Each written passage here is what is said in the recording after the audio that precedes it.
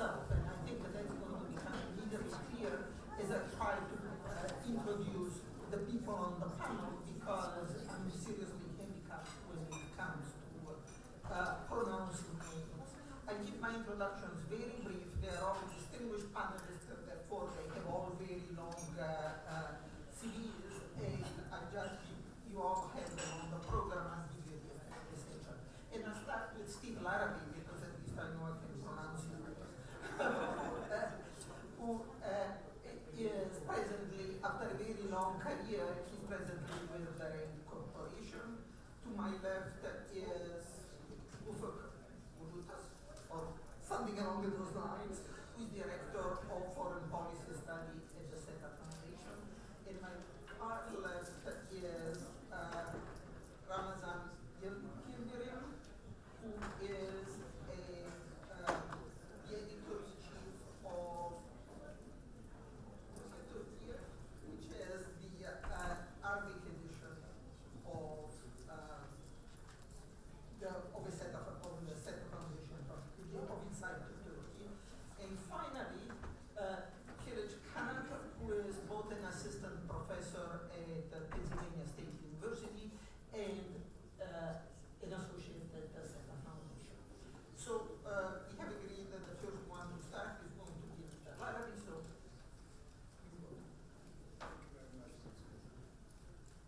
well, Turkish policy has undergone an important shift over the last decade in the Middle East. And the Development and Justice Party, the AKP party, came to power in November 2002, determined to improve Turkey's relations with its Middle Eastern neighbors. And initially, in fact, the AKP did quite well, under the characterized by the slogan, its policy was characterized by the slogan, we all know, zero problems with neighbors. And it proved at that point to be highly successful. Relations with Syria significantly improved. Iran, the same. Turkey's relations with the Gulf states, especially Saudi Arabia, were strengthened, whereas relations with Israel began to cool. Indeed, Turkey was seen as a rising power in the Middle East and as a possible model for Middle Eastern statehood.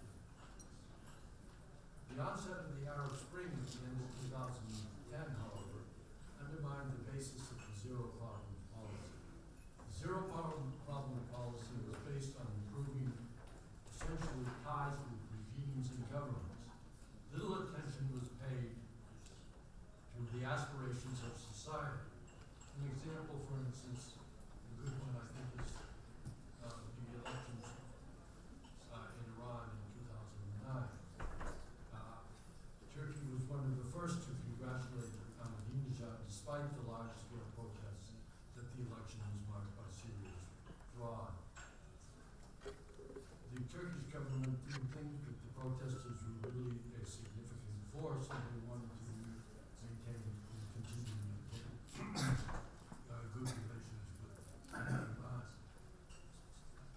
The outbreak of the Arab Spring, however, the situation changed significantly. And Turkey was forced to pay attention, more attention to population and to pressures for democratic change and developments at the societal level. It had to take into consideration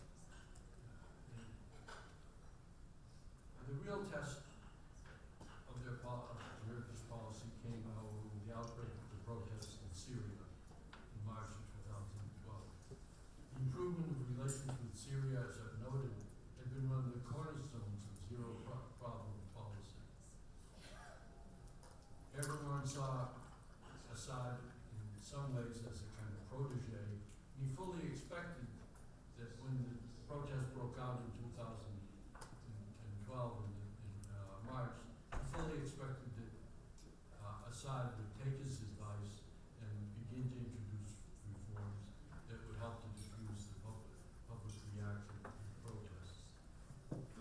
When Assad didn't take Erdogan's advice, Erdogan reacted rather angrily and eventually switched policy to one of regime change.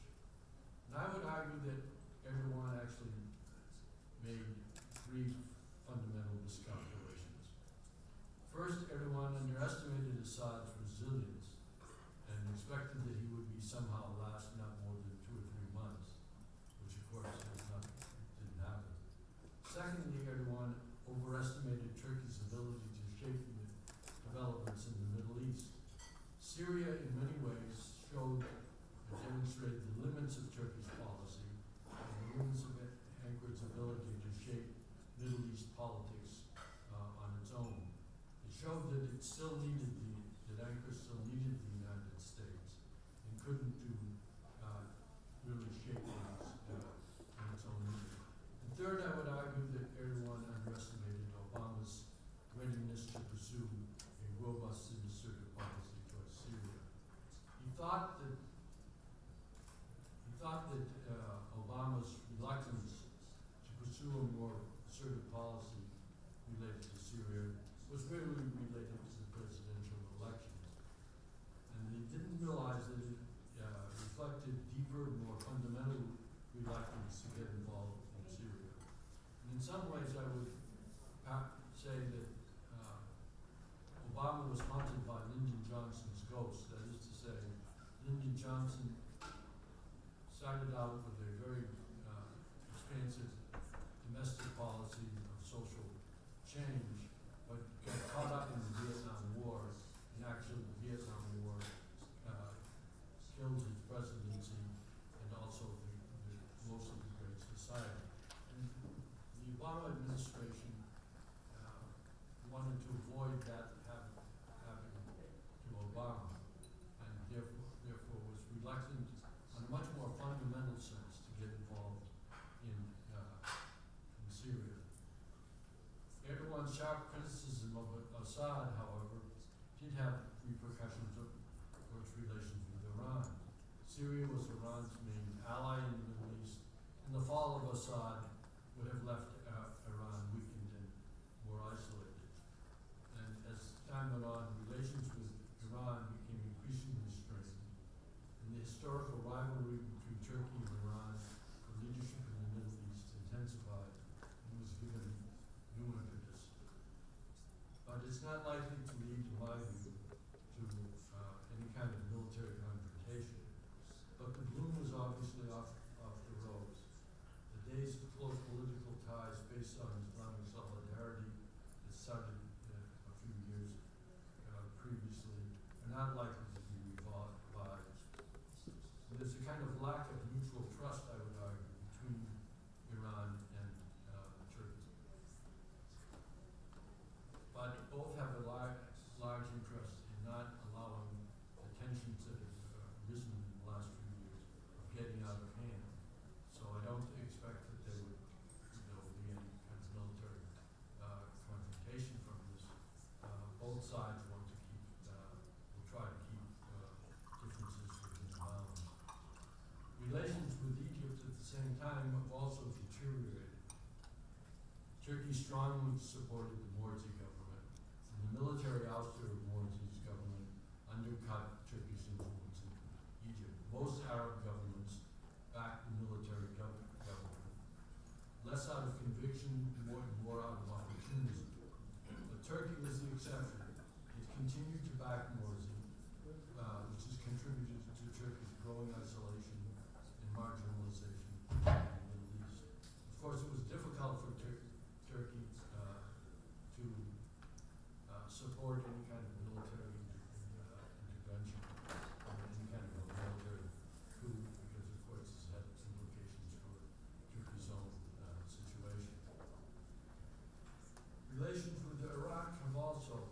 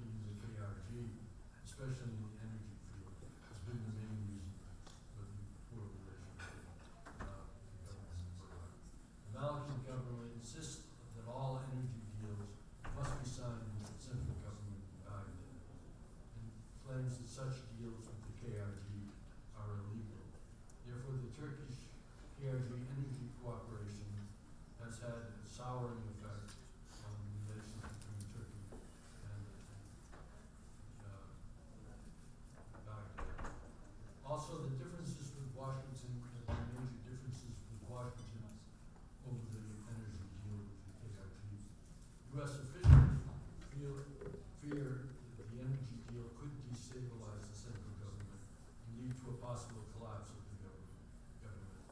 Turkey has recently sought to soothe Baghdad's ruffled feathers, but relations still remain strained between Baghdad and Turkey. In short, Turkey's Middle East policy has in some ways virtually collapsed now. Turkey has become increasingly marginalized in the Middle East. Instead of zero problems with its neighbors, today Turkey's policy in the Middle East is characterized by, I would say, only problems practically with its neighbors. The one exception, of course, is the relationship with the KRG, where relations have, in fact, improved significantly over the last 3 or 4 years. But even as far as the Kurdish opening, here again, what started out as a very innovative policy in December 2012 with the opening of talks with the KRG has recently really been very little progress in talks in these talks. Everyone's policy towards the Kurds has been, for most Kurds, a major disappointment. Now, yes, there's been overall, if you look at it over the 10 years that the AKP has been in power, there have been noticeable changes. Some of them were mentioned before, visit to Diyarbakir and so forth. But since the opening of the talks in at the end of 2012, after May of 2013, there's really been, as far as I can see, very little progress. The program that everyone put forward this past fall, really fell way short of what Kurdish expectations. And the PKK has begun to infiltrate forces back into Turkey. The only bright spot, as I say, is the foreign policy in the Middle East, is the intensification of ties with the KRG. Otherwise, Turkish foreign policy has been marked, I would argue, by a series of setbacks and failures. At the same time, Erdogan's growing authoritarian tendencies, his mishandling of the Gezi Park protests, and the growing charges of corruption have tainted the AKP's image and Erdogan's image in particular in the Middle East. The erratic domestic course, especially the crackdown on the Gezi Park protests, has in many ways discredited the Turkish model in the eyes of many in the Middle East. Turkey no longer is seen as a possible model for the Middle East. In looking to the future, I would say that Turkish foreign policy right now is at a standstill. It has lost important momentum and initiative.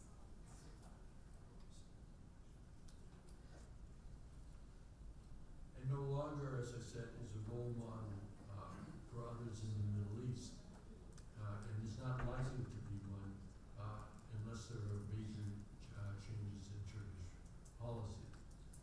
Erdogan has become more temperamental and less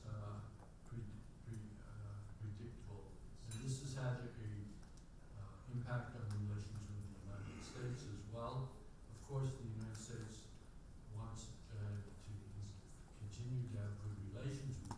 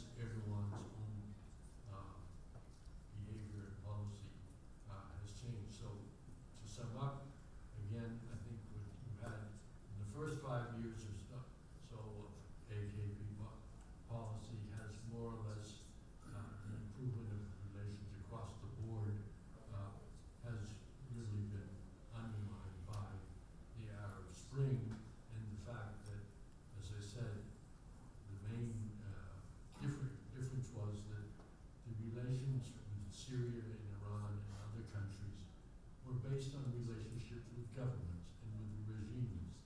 And what changed with the onset of the Arab Spring, in my view, is the fact that society and democratic change were now very important aspects and had to be taken into consideration.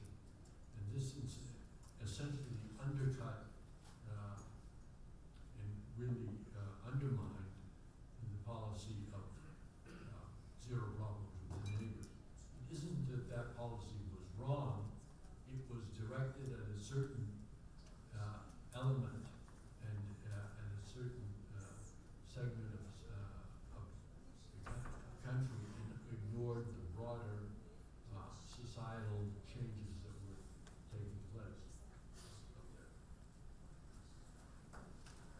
Can you just give another bleak picture? I'm wondering to what extent, and that is before the discussion, any country has gotten the policy towards the countries of the Arab awakening right, and I don't think anybody has. Let's say that does not feedback from most of the next speaker is going to be my neighbor here, Ufuk Kulutash. Thank you very much. I'd like to begin by thanking Inside Turkey Journal and the organizers for this interesting panel and conference. And I think the previous two panels were quite exciting, and I expect to keep up the spirit in the fourth section. One thing I hated most about the discussions regarding the Arab Spring is the analogies that was used during the, in analyzing what's happening in the Arab world. By analogies, I mean the seasonal analogies, like the Arab Spring, Arab Winter, fall. We use almost all combinations of seasons to explain what's happening in the Arab world. I think I can't help but use yet another analogy here. Now we are discussing Arab Spring in the springtime in Washington D.C. and it's raining outside.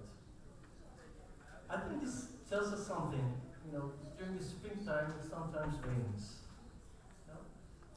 Maybe this will give you the gist of my presentation today. What I'll try to explain. So this was a spoiler, so you can leave the room and not listen to what I'm going to say from now on. But anyways, let me explain what I mean by this. It is quite difficult to talk about the Arab Spring. Probably the simple reason for this is the fact that the Arab Spring itself is an unfinished process. It's still going on. You're talking about something that isn't finished yet. And this makes our discussion and analysis, most part of it. I don't think our discussions will give definitive answers about the Arab Spring. So we are bounded by changing or reverting or rehabilitating our discussions or our ideas in the future, depending on what will happen in the Arab world in the next couple of years. The second reason is the Arab Spring itself is a multifaceted process. It has different episodes in different countries in the Middle East. It's not a monolithic process. Therefore, talking about it as an all-encompassing process binding all countries in the Middle East is simply wrong. So there are different kinds of springs or winters or falls. Again, I'm using the analogy, sorry for that. In different countries in the Middle East. Take Egypt, a total different story than Tunisia or Syria. All of them have different, episodes, different, natures of transformation. In some cases, it's bad. In some cases, it's quite good or relatively good, as we can say for Tunisia. Another point is that what each country wanted to see in the Arab Spring, and what the Arab Spring really is, are I think we should leave aside expectations and focus on the true nature of the Arab Spring. And this involves a definition of what Arab Spring is. And I will give you this definition at the end of my presentation. Another point, what each country says their views is on the Arab Spring, and their true positions on the Arab Spring are two different things. Statements don't matter when it comes to the Arab Spring. What matters is the action on the ground. I think Syria is an excellent example for this. We see tons of statements, flying all around on Syria about their position, how they're against the Assad regime, how they're against, bombardment of civilians, the barrel bombs and the chemical, the red lines, the famous, usage of the red lines. These are the statements, and the actions are totally different. The fact we are unfortunately facing now in Syria is that we are watching the massacre of the Ba'ath regime almost live on TV every day. So let's forget about these flash statements and see what each country sees in the Arab Spring. And I think these are all different. Russia, for example, saw an opportunity to introduce itself back to the Middle East scene, through the Arab Spring, and Syria has been a key, component in this case. The U.S. hasn't decided yet what the Arab Spring is, so it has been acting indecisively. The EU hasn't yet decided what the EU is, so they have been fluctuating their policies regarding the Middle East. So we cannot talk about one single monolithic EU policy with regard to the Arab Spring. The Gulf, maybe we can make the Qatari example as an exception here. So the Arab Spring as an existential threat in countries which doesn't pose more serious threat to the Gulf regimes like Iran. So if Iran is in play to protect the status quo in the Arab countries, then the Gulf is with the Arab Spring, and vice versa is also true. Iran has mixed feelings, and leave the dilemma between, ranging between Bahrain and Syria, taking two fundamentally different positions. And let's come to Turkey, since the topic of our session is Turkey and the Arab Spring. And I think when it comes to Turkey, what Turkey expected and what Turkey saw are not necessarily the same. Different than Turkey's expectations, the Arab Spring has so far brought mixed results and brought both advantages and disadvantages to Turkey. Probably the first thing that we should say about Turkey and Arab Spring is the fact that Turkey has gone through its own spring starting from 2000, and many of the speakers in the previous panels have mentioned about this. All those reforms, the democratization, normalization process, etc. So we lived through a process of a Turkish spring starting from 2000s. Therefore, supported the Middle East countries to go through the same process or similar processes. Turkey knew since the beginning that they will not have the same processes, but something similar would be enough for the region to begin with. Probably Tunisia is the only country that took a similar way to Turkey. Normalization period in Tunisia is going relatively better than the other countries. Egypt was okay at the beginning and then was diverted from the Arab Spring, especially with the bloody military coup. Libya is still struggling. They started from scratch, from a stateless body, and they're now trying to establish something, what we call democracy. And as far as I could understand from the discussions today, we don't have one universal definition of democracy, unfortunately. And I think it will probably take some time for Libya to see some positive steps toward democracy. And Syria is one big unknown. We don't know what's going to happen. No, the Arab Spring has opened venues, a lot of venues for Turkey's soft power. In countries where the Arab Spring has reached to a certain level of success. Tunisia is one example. Libya is another example. The relations, bilateral relations, have expanded since 2011. But at the same time, it has shown the limits of Turkey's and many other countries' soft power. When there is an armed conflict, this is the key sentence here. When there is an armed conflict, we have seen that we have reached the limits of soft power. And this is not only true for Turkey. We shouldn't take Turkey as an exception. This is true for almost all countries in the world. I mean, Ukraine, look at Ukraine. We can talk about democracy, democratic values. We can talk about anything like, say prohibitions on Russian officials, etc. But at the end of the day, the fact on the ground is, increasing Russian presence in Ukraine. So when it comes to armed conflict, the militaries, the hard power, leads the way, unfortunately. I would say that Turkish relations with or interaction between Turkey and the Arab Spring have expanded enormously since 2011. Although the coup in Egypt and the Syrian civil war turned certain segments of the Arab Street against Turkey. The Shiites in Lebanon, or some Shiites in Iraq, not all, or the coup supporters in Egypt. Again, those segments of the Arab Street have turned against Turkey, and you can see this very easily.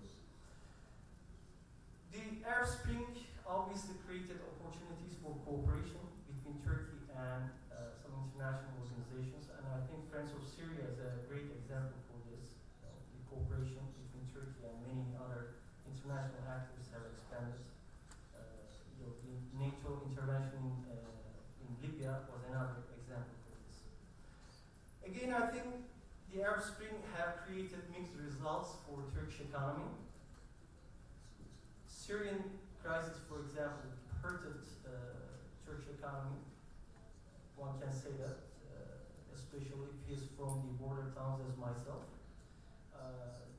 The Syrian crisis have hurted the economies of the border towns bordering to Syria very badly.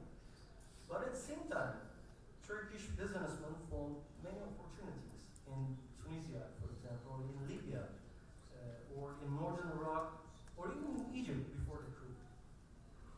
So, since the process itself is unfinished, I think most of the analysis, including myself, would be unfinished here. Again, I told you at the very beginning that I'll try to, define what the Arab Spring is. And I think Arab Spring is a popular trend which in principle aims the transformation of old regimes that maintains a century-old regional order and bring people more say in politics and decision-making process. This definition, and by Arab Spring, if you mean this exactly in principle, I think these have brought a lot of advantages to Turkey. And when this definition strayed from its course, it created crises and conflict, not only for Turkey, for many other countries in the region and in the world. And lastly, I know that my time is finishing. The last time I checked the Middle East map, there were around 20 countries. And usually, when we discuss about Turkish foreign policy with regard to the Middle East, we cannot save ourselves from using some hasty completions and some generic statements. Unfortunately, the zero problems with neighbors policy is one of them. I remember the dates when those that policy was firstly discussed in foreign policy circles. There were a lot of criticism about it. Is this realistic? can you do that? Or I don't think you can do that. You know, this is a crisis environment. You cannot, reach to the expectations, etc. You know,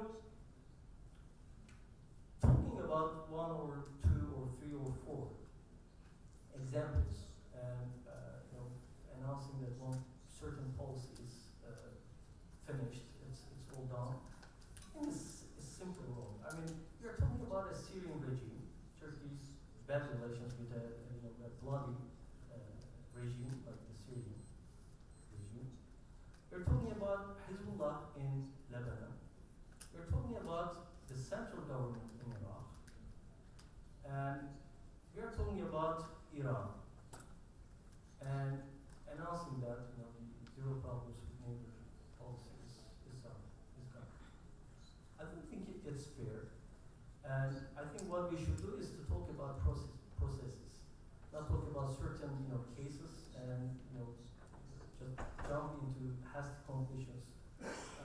I think we need to wait for some more time to reach healthy conclusions about Turkey, the Arab Spring, or zero problems with neighbors policy, or anything that relates to Turkish policy in the Middle East. Thank you.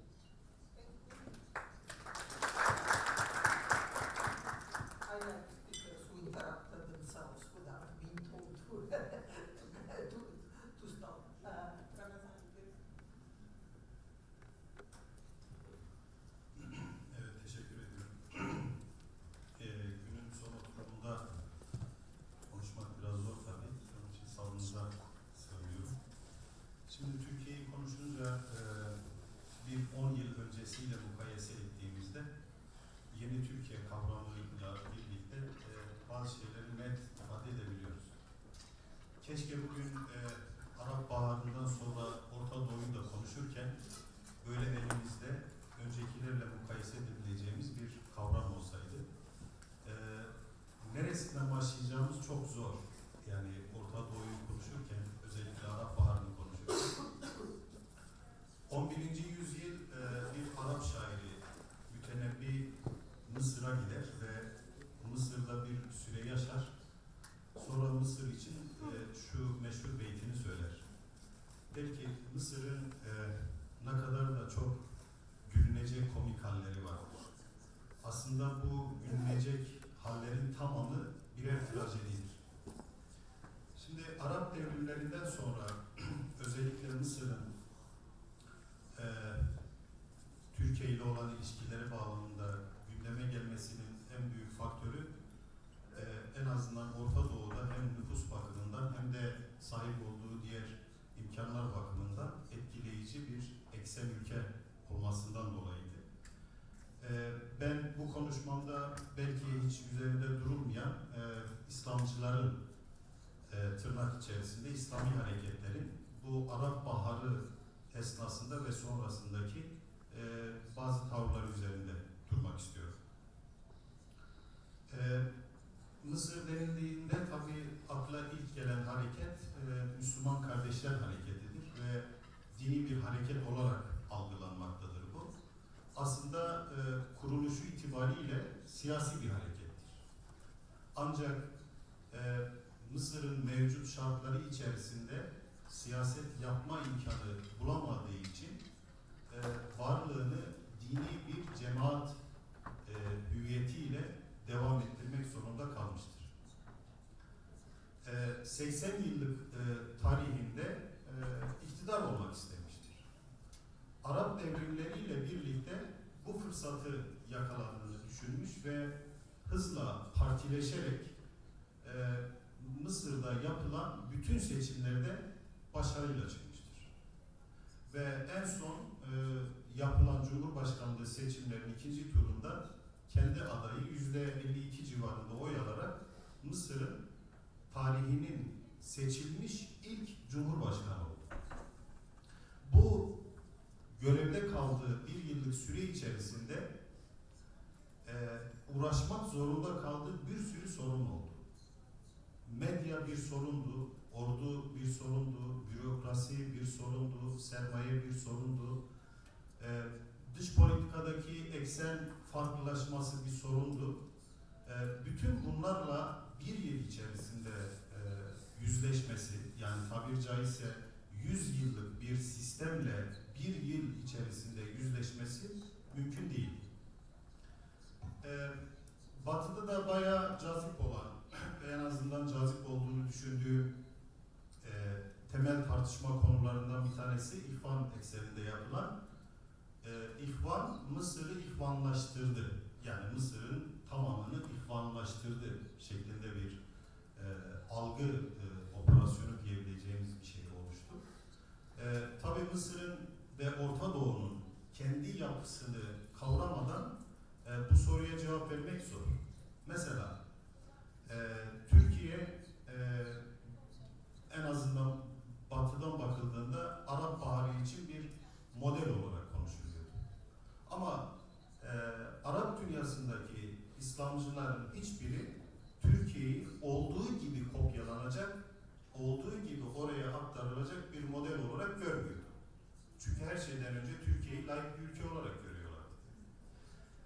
Zaten bu Mürsi'nin devrilmesine sebebiyet veren askeri darbeye Körfez'in ve Suudi Arabistan'ın başta destek vermesinin en büyük sebebi buydu. Çünkü layık bir ülke olan Türkiye'nin belki demokrasi tecrübesiyle örnek olabilir. İnsan hakları bağlamında ulaşmış olduğu seviye örnek olabilir. Ama bir sistem olarak örnek olması Araplar açısından mümkün değil. Çünkü o laiklik ilkesi üzerinden Türkiye'yi çok rahat bir şekilde dışlayabiliyorlar. Ama Mısır özelinde oluşacak olan bir model, bir demokratik bir model, hem Körfez ülkelerini hem de Suudi Arabistan'ın temellerini sarsacaktır. Yani bu model ciddi anlamda onlar için büyük bir tehlike oluşturacaktı ve onlar buralarda başlayan bu ateşin yani ekmek, özgürlük, adalet ve onur diye bu talebin kendilerine ulaşmasını şimdilik ertelediler. Ama şimdilik. Bunun uzun süre devam etmesi mümkün değil. Oradaki bir diğer tartışma konusu, belki ilgi çekeceğini düşündüğüm, şeriat tartışmaları. Yani bu İslamcılar buraları şeriatla idare edilen ülkeler haline getirecekler. Şimdi nereden baktığımıza bağlı bu biraz da. Yani Hüsnü Mübarek döneminde uygulanan ve Enver Sedat döneminde yapılan anayasanın, yani Mısır Anayasası'nın 2. maddesi İslam şeriatı anayasanın temel kaynağıdır maddesidir. Mürsi döneminde yapılan anayasa tartışmalarında bu madde olduğu gibi korunmuştur. Ama Müslüman kardeşlerin dışında Mısır'da devrim sonrası ortaya çıkan ikinci bir İslamcı aktör olan Selefiler bu maddeyle yetinmediler. Dediler ki bu çok muğlak bir madde. Yani İslam şeriatını açmamız lazım. O dönemde yapılan anayasaya bir ek madde eklendi. Selefilerin baskısı sonucu bu madde eklendi. O madde de İslam şeriatını açtı. Yani İslam şeriatını biraz daha tafsilatlandırdı. Yani dedi ki İslam şeriatından amaç Kur'an, sünnet ve 4 sünni mezheptir dedi. Yani olayı biraz da daralttı. Şiiliği dışlayacak bir yorum yaptı.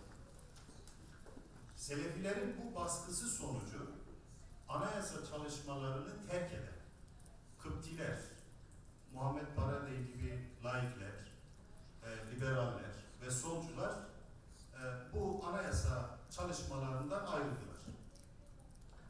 Ama kaderin garip cilvesine bakın ki Selefiler yüzünden bu masayı terk eden bu kesimler, yani liberaller, Kıptiler ve diğer Arapçı sosyalistler düşman olarak gösterdikleri Selefilerle birlikte General Sisi'nin arkasında yer alarak darbeye atış tuttular. Dolayısıyla Mısır'ı ya da Orta Doğu'yu konuşurken neresinden bakacağınız, nasıl konuşacağınız, hangi düzlemde ele alacağınız konusunda epey sıkıntı çekiyoruz. Bir diğer husus, Ufuk Bey bahsetti, Tunus başarılı bir örnek oldu. Eğer gerçekten bugün Tunus'un Arap Baharı'yla birlikte elde ettiği bu başarıyı konuşuyorsak, oradaki İslamcıların hakkını teslim etmek gerekiyor. Tunus'un en büyük İslamcı hareketlerinden biri olan Nahda hareketi bu süreci çok iyi bir şekilde yönetmişti. Yapılan seçimlerde birinci parti olarak çıkmasına rağmen Cumhurbaşkanlığını liberal bir partinin liderliğine vermişti. Ve o özellikle Mısır'daki darbeden sonra Tunus'ta da benzeri teşebbüsler ortaya çıktı. Bu teşebbüslerin tamamını akamete uğratacak, yok edecek iyi bir diplomasi örneği ortaya koydular oradaki İslamcılar. Ve tek başlarına hükümet kurabilecekken koalisyon hükümeti kurdular. Ve geldiğimiz süreçte şu an İslamcılar iktidarda falan değil. Ama en azından Tunus'taki bu süreci çok iyi kontrol etme, en azından yürütme açısından yaptıkları vurgular, insan hakları, demokrasi ya da Arap devrimleri başlarken ortaya çıkan o toplumun talepleriydi. Yani onurdu, adaletti ve özgürlüktü. Burada bahsedeceğim bir diğer husus da bu sürecin hemen tamamlanmasını, itama ermesini beklemek ya da düşünmek çok zor. Uzun bir soluk. Yani Türkiye'de bu süreçler için Başbakanın kullandığı bir tabir var. Uzun ince bir yoldayız diye. Bugün Orta Doğu'da da uzun ince bir yol başlamıştır. Belki Mısır'daki darbeyi Türkiye'deki 12 Eylül darbesine benzetebiliriz. Yani 12 Eylül darbesini yapan general hemen kendisini Cumhurbaşkanı olarak seçtirdi ve ülkeyi hükmetti. Şu anda aynı sürecin biz Mısır'da bu sürecin hayata aktarılacağını düşünüyoruz. En azından geçtiğimiz günlerde kendisini resmi aday olarak ortaya koydu darbeyi yapan Sisi. Ve seçilecek de. Çünkü buna karşı çıkan toplumun büyük kesimleri seçimleri boykot ediyor ve sandık başına gitmeyecek. Dolayısıyla seçimlerden Sisi çıkacak. Ama sonraki süreçler olacak. Asıl soru bu. Yani seçilecek ama acaba üçüncü bir darbeyle mi karşılaşacak? Yani Mürsi'ye yapılanın aynısı kendisine yapılacak mı, yapılmayacak mı? Bu cevap bekleyen bir soru. Arap devrimleri başlarken tabii Türkiye ile olan bağlantısıyla ilgili de birkaç cümle söylemek istiyorum. Mısır'da milyonlar meydanlara dökülmüş. Tahrir Meydanı insan dolu ve Hüsnü Mübarek için İrhal diye bağırıyor, git diye bağırıyor. Tam o süreçte Tayyip Erdoğan parti grup toplantısında Hüsnü Mübarek'e seslenerek bu dünya geçici, ölümlü dünya, hepimiz bir gün öleceğiz, halkın isteklerini yerine getir diyerek Arap Baharı karşısındaki tavrını net bir şekilde ortaya koydu.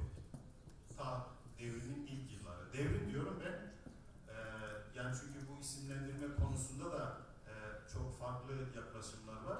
Ben çünkü Mısırlılar devrim dedi, Tunuslular devrim diyor, Libyalılar devrim diyor. Ben de onu kullanarak devrim diyorum.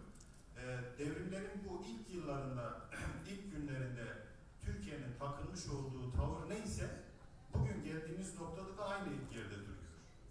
Özellikle Sisi'nin Mısır'daki demokrasiyi akamete uğratması sürecinde ve arkasında kendisine karşı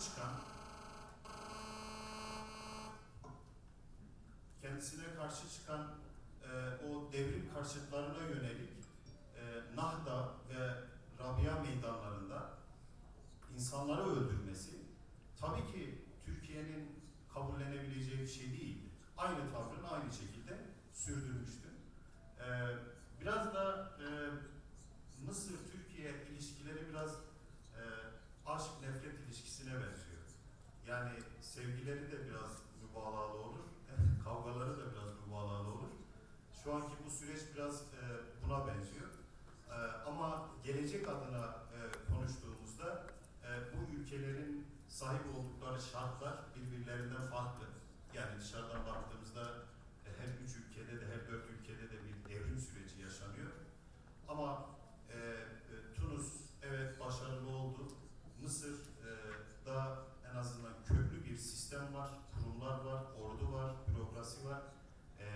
Bir değişimin çok çabuk olması mümkün değil.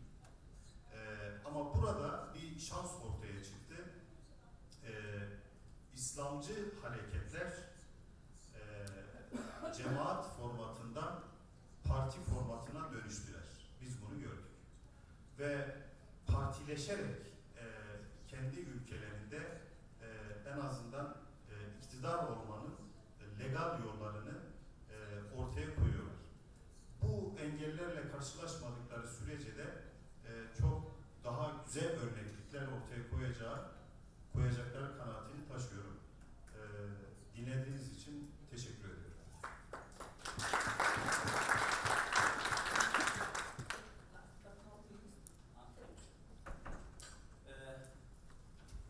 Dr. Yıldırım just said the last panels are the most unfortunate panels in this kind of wave of meetings, and being the last speaker of the last panel, maybe a little more challenging. Mostly the fact that most of the things that you want to say is already spoke about by the other panelists, but this was my choice actually. I just want to take the timetable, the timeline at least, a little back and pre-Arab Spring and try to give some reasons why Turkey acted, my observations, why Turkish foreign policy took those steps both previous to Arab Spring, during the Arab Spring and post-Arab Spring period, if we can call it. I think the goal of Turkish foreign policy in the Middle East, starting from late 1990s, was trying to create a neighborhood-based foreign policy. The policy started in 1999 actually, when Turkey and Syria launched a sudden, unexpected rapprochement, after especially the Öcalan crisis. And this process itself went on in 2001 and 2002. But what our party brought to this process was an acceleration of the process that includes an economic integration and a more strategic vision that would involve, actually, according to me, in my opinion, the most significant the point was the resolution of the conflict in the region. And this resolution include all of the resolution. It was very, very ambitious and very idealistic approach, I guess. When you look at the Turkish foreign policy before the Arab Spring, actually, the most significant problems with Western countries, with Israel, took place as a result of the distraction of these different peace processes, right? When you look at the Turkish-Israeli relation, the major rift took place when Israel disrupted the process, especially the Syrian-Israeli track, by launching Operation Cast Lead. And when you look at the US-Turkish relations, especially in the Obama administration, you will see that the lowest point came after the Tahran Declaration, when Turkey was trying to resolve this dispute with some negotiations, and when the US government basically bypassed this, didn't take into consideration, and Turkey acted, basically used veto, basically said no in Security Council to Iranian sanctions. So although different people describe Turkish foreign policy previous to Arab Spring as some trading state, economic integration, and even cynics call it neo-Ottomanism and other things, I think the base foreign policy in pre-Arab Spring period was the conflict resolution. Because Turkey believed that in order to have a stable Turkey, in order to have stable relations with its neighbor, actually this is the base of the zero problems policy. You need to approach different conflicts as a whole and try to resolve this. And many consider Turkey too idealistic, but Turkish approach in this case was very strategic indeed. And unexpectedly, right, nobody was expecting an Arab Spring or people's movement in the Arab world, and it took place. And Turkey at the beginning, starting from the Egyptian and Tunisian revolutions actually, took a position and standed on the right side of the history in quote. But Turkey has several reasons to take this, and probably especially in the Libya case, Turkey prioritized one thing, that it should be a domestically driven democratization process. So yes, economic interests play a role in Libya, but more importantly, when Prime Minister Erdogan came out and said, like what NATO will gonna do in Libya, the question was, if this will be a democratization process, it should be a local process, it should be a native process, right? And when we are talking about native process, go back to these years and you will see that democracy promotion has different connotations in the aftermath of the US invasion in Iraq. It represents different things to different people. So Turkish priority here was, in my opinion, to have a domestically driven process. And Turkey also supported an orderly fashion of transition. And Turkish government believed that street politics will not work. Street politics may create revolutions. But in order to consolidate the new regimes, in order to consolidate the democratization process, you need to have some kind of institutionalization. You need to have an emergence of civil society. And more importantly, Turkish approach was considered as unrealistic in these years, but when you look at the debates within Turkey about Arab Spring, you will see that Turkey was almost every time there was this model debate, Turkey was avoiding using the word model, right? And Turkey was trying to tell us we don't want to be a negative model in the sense that we have 60 years of military tutelage in this country and several different coups. So if we're going to be a model, we should avoid being a negative model, right? And we don't want any military or judicial tutelage over democracy, which will basically make it really slow and painful process. And when Turkey was taking this position, Turkey considered it's a win-win situation both for the region and for itself. Especially for the Turkish government itself, it was important because think about a government in the morning session, especially in the keynote speech, Minister Atalay stated the democratization process and how our party was working towards democratization. And think about trying to democratize yourself when your neighbors are, basically, when you are surrounded by authoritarian regimes. And think about trying to explain your support for these regimes when you are authoritarian regimes, when you are taking these very ambitious steps towards democratization. So Arab Spring took place, and we don't know at which phase of the Arab Spring we are. There are very frequently stated quote by Zhou Enlai actually, right? And when they asked about him, this is 1960s, when they asked him about his deputy of Mao Zedong actually, what do you think about the French Revolution? He said this is too early to evaluate this.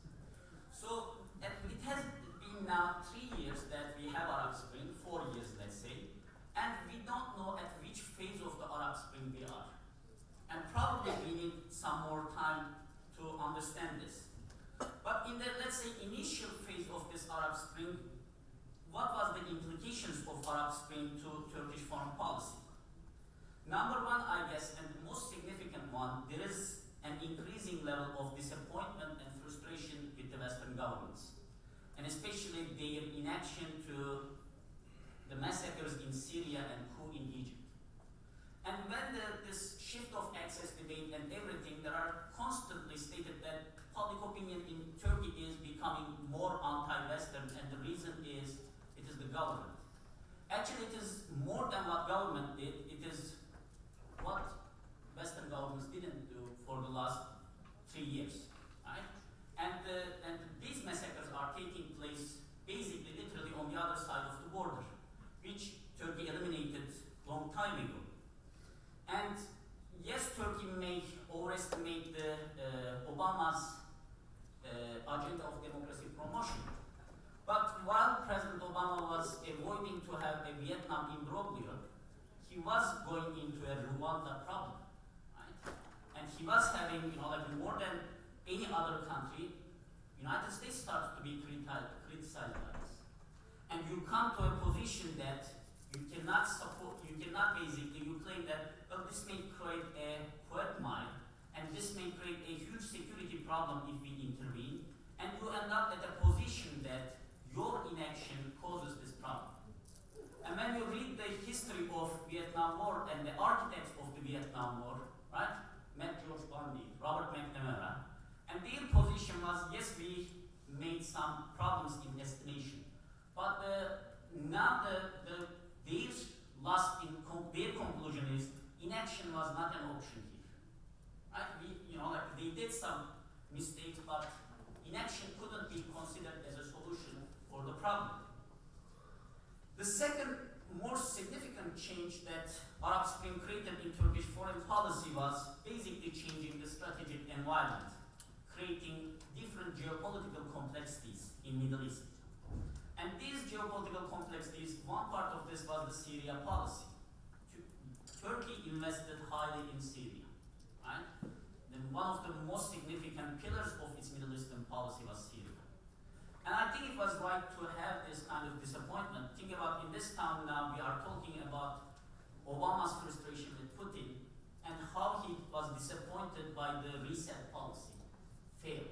And think about Turkey's position here. Of course, Turkey's position in Syria was very much in line with its previous policies in other countries. The second thing was this emerging new strategic environment, new threats basically. Turkey started to have these black spots around itself, and black spots are these places actually that are not governed by anyone, that can be a black market for weapons and ammunition, that can be dominated by illicit organization, and that those regions are capable of exporting insecurity to neighboring countries.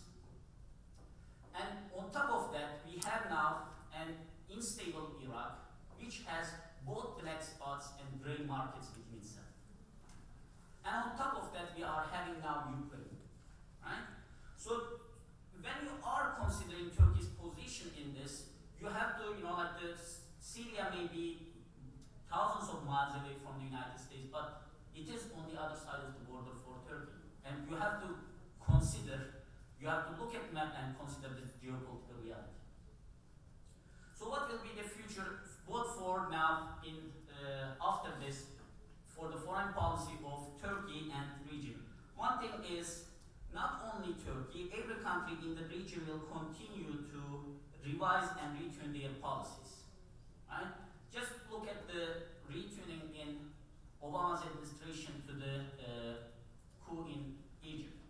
And within a couple of days actually, US ambassador in Egypt, Secretary of State, President, right? Speaker of the White House, come up with different retuning in Obama's policy in Egypt. So this will be a reality. It's changing, the ground is changing. So every country will try to readjust its policy in accordance with the changing circumstances on the ground. About Syria, I guess now United States and each and every regional and global actor understand that this is now a problem that nobody can solve itself. So at this point, the coalition building will be probably the key to understand and to solve this problem. Same thing with Iraq. I have 2 minutes and I'm wrapping up. Couple things about the Turkish foreign policy's future is, one thing is Armenian, possible and rapprochement with Armenia. And there are some skepticism about what Prime Minister said and his condolences, but I think it's a major step.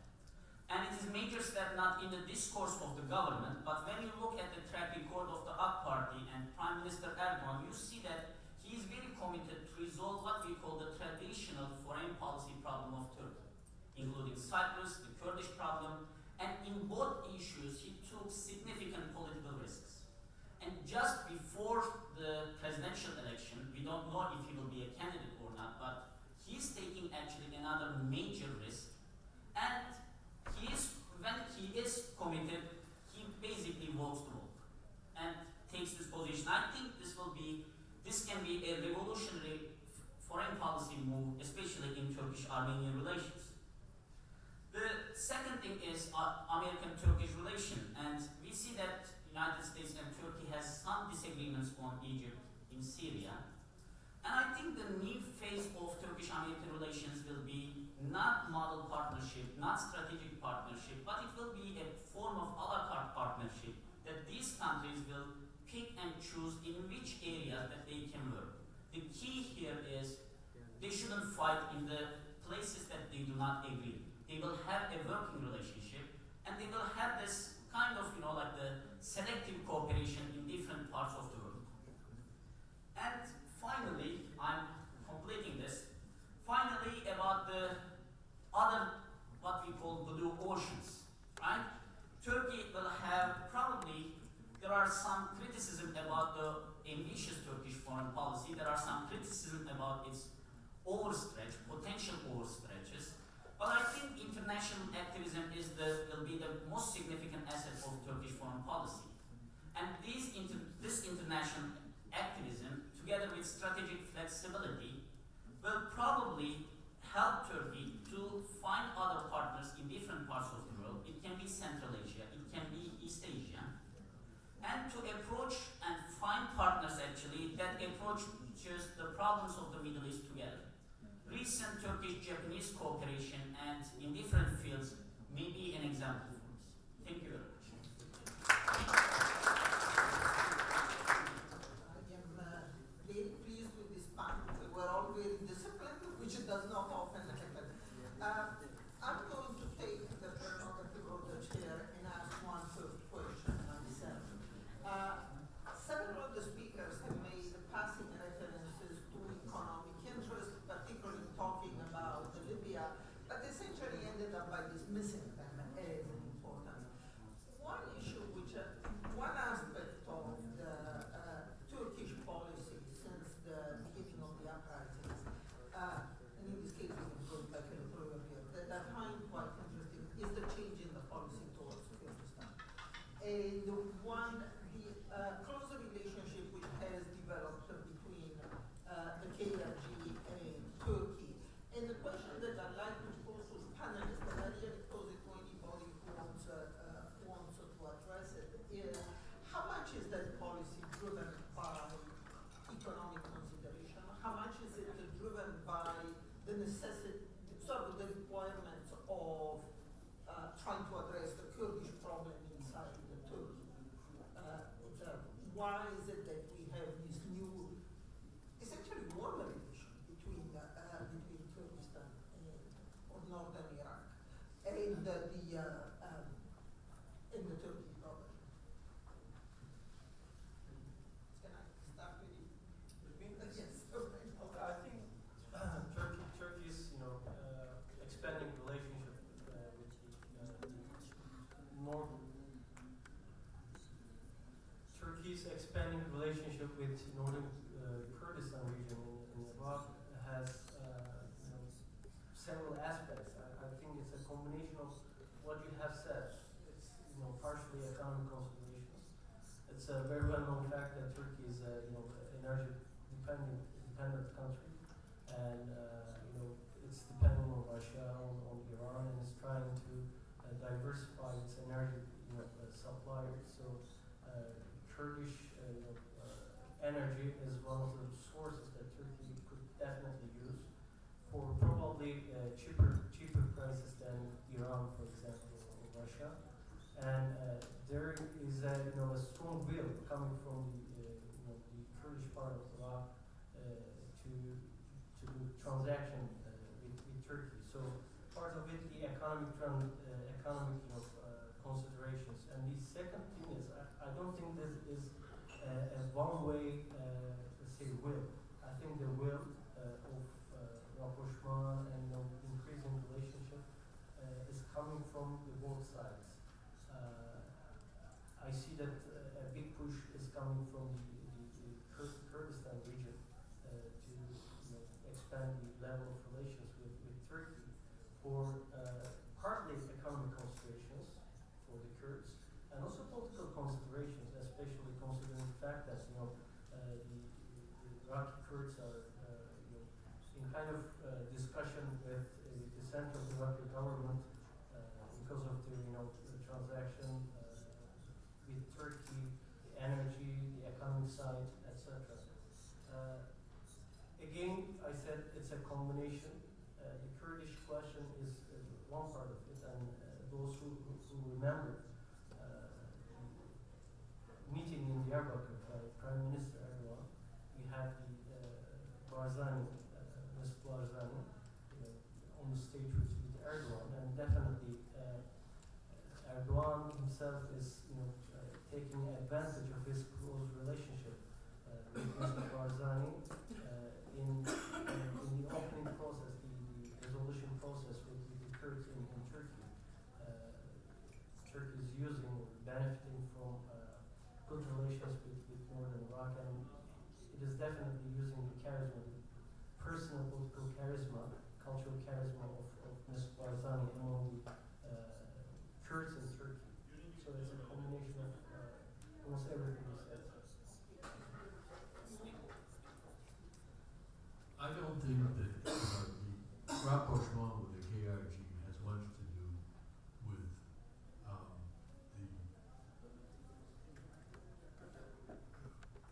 it really doesn't have much to do with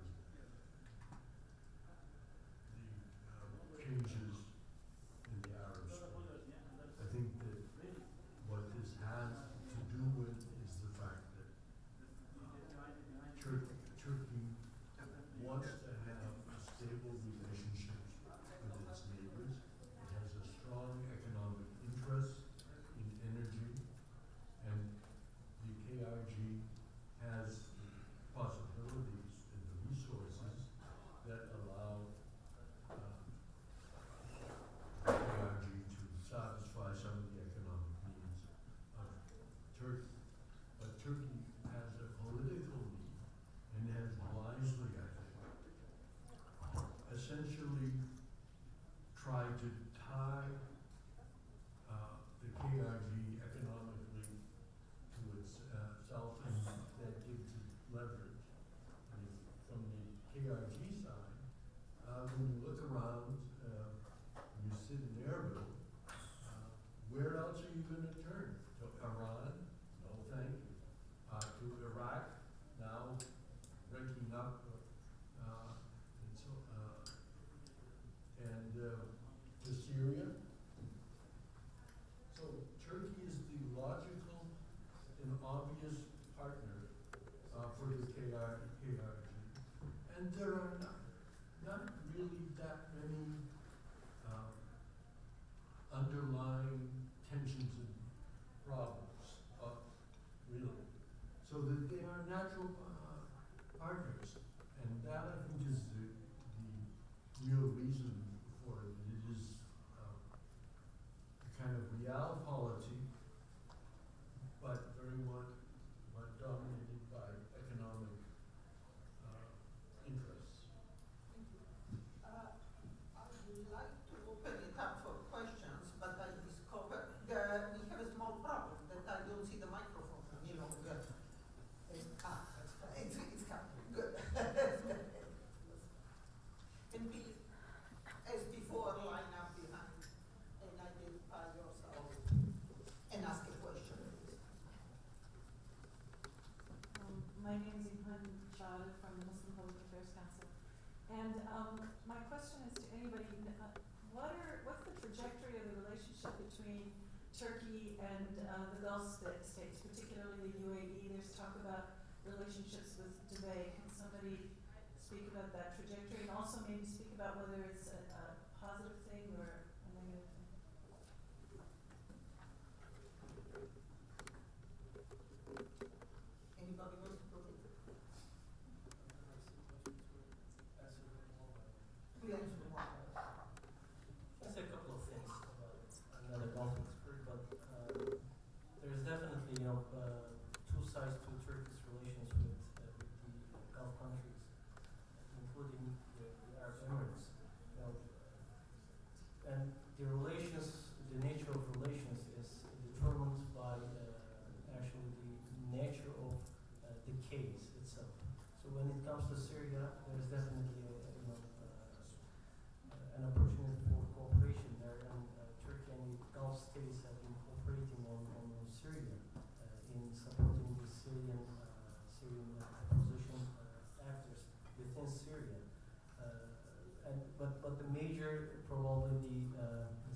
dividing point between Turkey and the Gulf states have been the coup in Egypt, and our positions with regard to Egypt are black and white almost. You know, by Turkey gave strong support to the democracy, to the elections, elected leader in Egypt.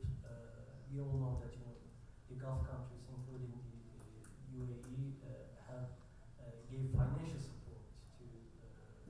They even financed the military coup in Egypt. Probably this goes back to the fact that we as Turkey have a different vision for a future Middle East. Our visions are not the same, and we have a lot of divergence when it comes to our vision in the Middle East. And we shouldn't forget the fact that those Gulf countries are probably the bastions of statistical and a century-old regional order in the region. This makes Turkey, which is proposing a new Middle East, almost natural force when it comes to democracy, change, and challenge to the status quo. Mohammed Sharif. Mohammed Sharif, I work for Ihsan Foundation for West Africa, and I'm an outreach for Cambridge and Washington DC office. First of all, I want to thank the panelists, and it's a great panel, and it's really nice to see you, Dr. Athwi. And it's nice to see you after 2 years where you moderated the panel in Woodrow Wilson, where my friend was saying about Jawad and talking about Egypt. And at the time, we were really thinking, should we go out on June 30th? Or out in the streets or not in Egypt? And I said, no, we should not. And Jawad said, oh, we have to. So 2 years later, you can see how it looks like, which is very interesting. And my question specifically is how the panelists, anyone can address it, how you see the realistic Turkish foreign policy relationship with Gulf states, specifically Emirates and Saudi Arabia, considering that Emirates just suspended, actually 2 months ago, they suspended their energy projects, $15 billion. They suspended their work in Turkey because political situation in Egypt and the Turkish position toward this coup. So how do you see realistically moving forward that? The second, as a Turkish, or we see I don't call it the Arab Spring, but I call it the Democratic Spring. How do you see this Democratic Spring going forward from a Turkish standpoint? Thank you.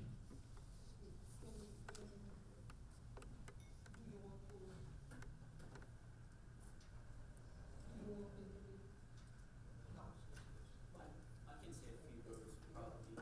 I think the most significant outcome of not only the Arab Spring, even before the Arab Spring in Turkish foreign policy is Turkey is avoiding having categorical relations with countries until they do something like Assad is doing in speaking first time, and avoiding to cut all the relations with countries, trying to approach things strategically and trying to build coalitions actually. I think it was a learning process that Turkey improved in the last 10 years so much that Turkey wouldn't deny aid or wouldn't deny friendship or partnership with countries because of single issues.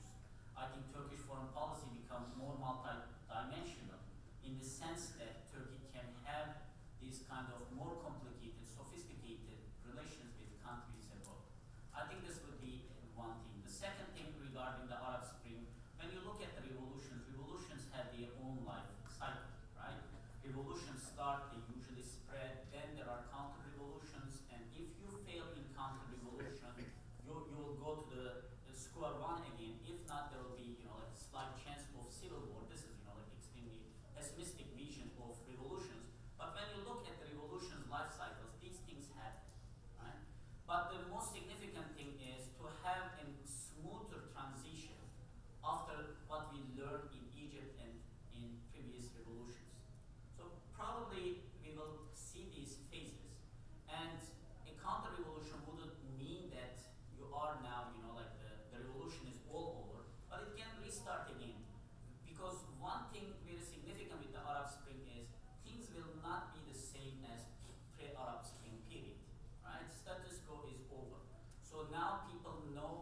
how they can overthrow governments. That's really very this unstable thing, but this is something that the Middle East change, the structure change. It's a structural transformation, and we will see what will happen, and we will see how they can accommodate the people's demand, and we will see after June, probably, like most probably when Sisi is elected president, how he can solve these problems and deliver what Kemal movement asked from Morsi. Right? Let's see, briefly, please, because we want to. Again, I would say the important factor, if you look at this in kind of a historical perspective, is the fact that the earlier efforts at improving relations with the Gulf and with the other members of the Middle East were basically government to government. What changed with the Arab Spring was the fact that there were social movements that were disrupting the traditional patterns of interaction and politics in the Middle East. And Turkey, and I have been with Devletov 2 or 3 times when I've heard him say 2 or 3 years ago, we have to get out in front of this process. We have to lead this process. This was an inevitable historical process that was going on, and we can't stop it. We can only try to shape it. And that was what he tried to do, I think. But it's very difficult to do something like that. And again, I use Libya as an example. It wasn't that I said that economics doesn't count, but the economic business and investments in Libya were a constraint on Erdogan. That was not the only constraint, but Turkey was very slow in reacting to the changes in Libya and did not support initially, as you know, neither NATO intervention nor the rebels themselves. I mean, Erdogan was opposed to the rebels, and it wasn't simply because of NATO. It was because of other interests and so forth.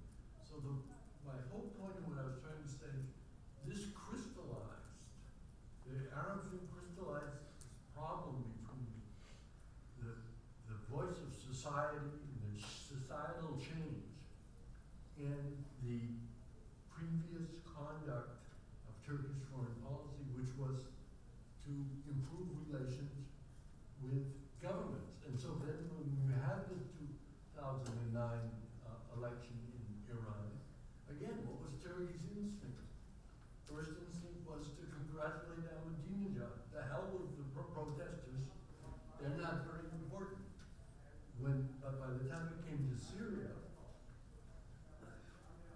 Turkish foreign policy had started to change. And therefore there was the dilemma. What do? We have this good relationship with Syria. It's a very important relationship. But at the same time, can we ignore the fact that there is this social unrest and so forth? And that was the dilemma. Thank you. We have 2 more questions. I take them at the same time, and please give short answers. 3 of them. 1 question each. Okay. My name is Bob Riali Riza, and this is, I guess, for Mr. Stefan Levery, or anybody on the panel. With regards to Egypt, as you know, there was a democratically elected government that was overthrown by a military coup d'etat, and the government of Turkey acknowledged it as a coup. The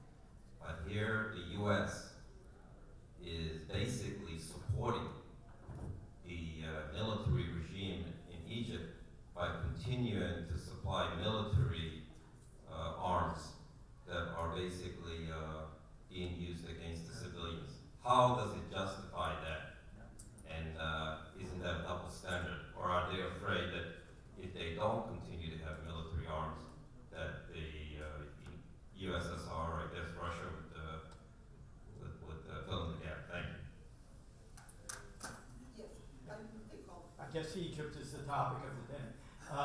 My question's also on Egypt. It's, I suppose, for Khalid, for Steve, but really anyone who wants to jump in. Khalid, you talked about how, I think you said, the need to retool. How the U.S. had retooled, either retuned its policy towards Egypt very quickly after the coup. Just curious, with the elections coming up in Egypt next month, I think May 25th and 26th, with the one plausible opposition candidate, after all, Hamdin Sabaki, who scored reasonably well in the previous presidential election. I'm just curious, do you think Turkey will use this opportunity to retune its relations with Egypt? And if not, how long do you see this standoff continuing? Because it seems to me something has to give.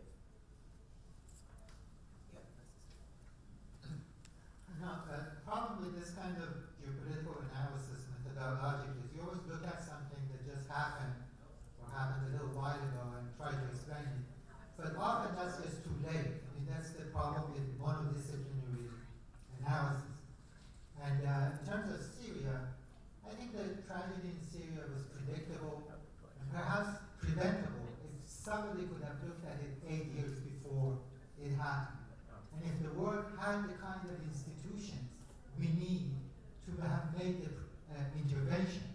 And one question, this HBO has this great series of documentaries called The Years of Living Dangerously. And Friedman, the New York Times guy, just made this breakthrough insight analysis of Syria. The Syria conflict is a climate change conflict. The drought that went on for 4 years just drove the country into this disaster. And nobody even had a clue about it.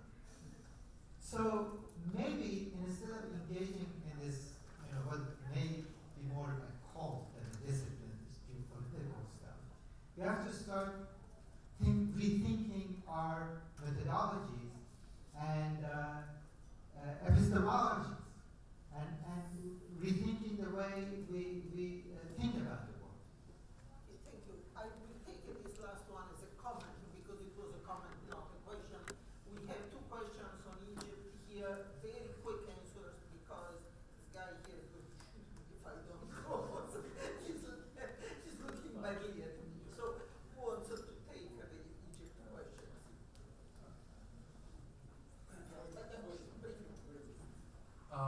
To the question of, isn't this a double standard? Yes, it is a double standard. I mean, there's no way we can get around that. The problem is that Morsi in power was so incompetent that, and also on political democratic grounds, had much to be criticized, that the population of Egypt turned against him. And there was the dilemma of, do you support the force that is likely to be slightly more stable, or do you support the democratic? But it is a double standard, there's no doubt about it. And Erdogan is right. Even though he is isolated within the rest of the Middle East.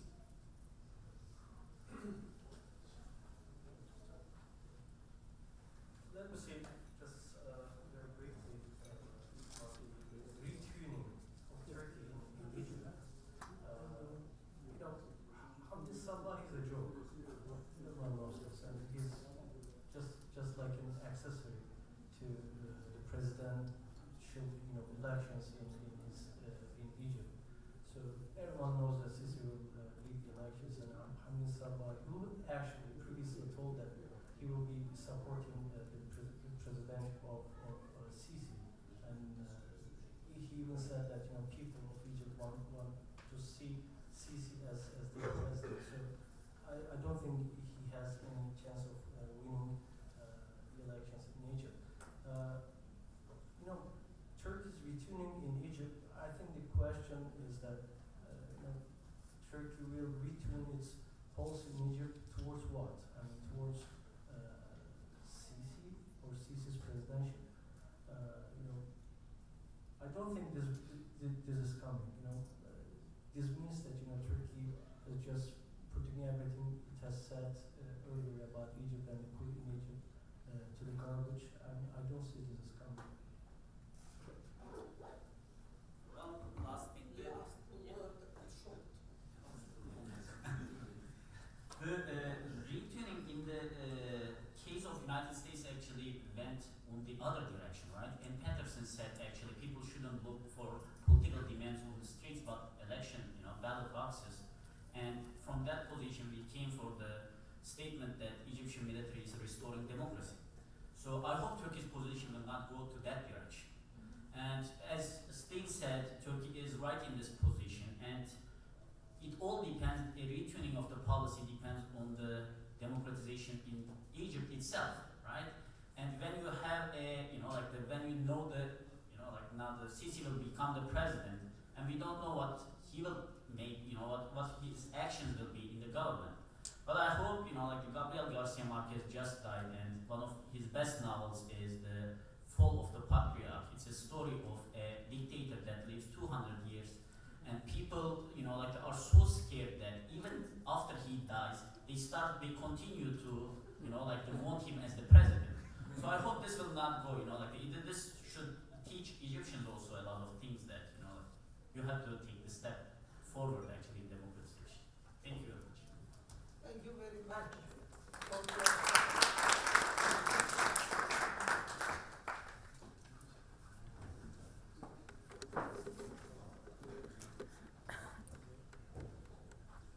Okay.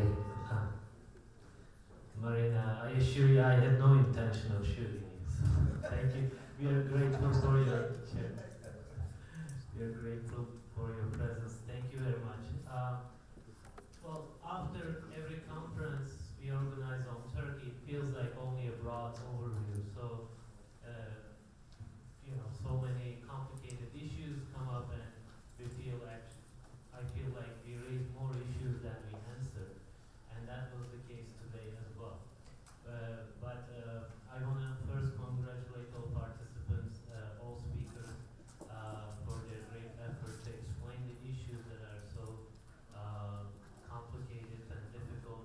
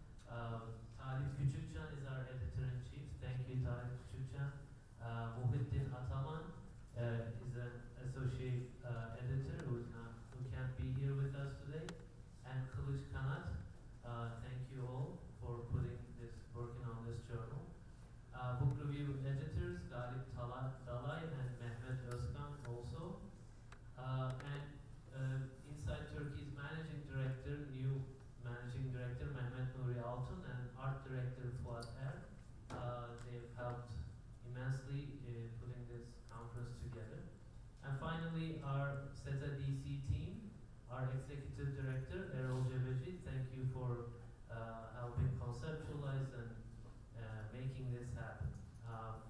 Our research fellow again, Kılıç Kanat and Ahmet Selim Tekelioğlu, our management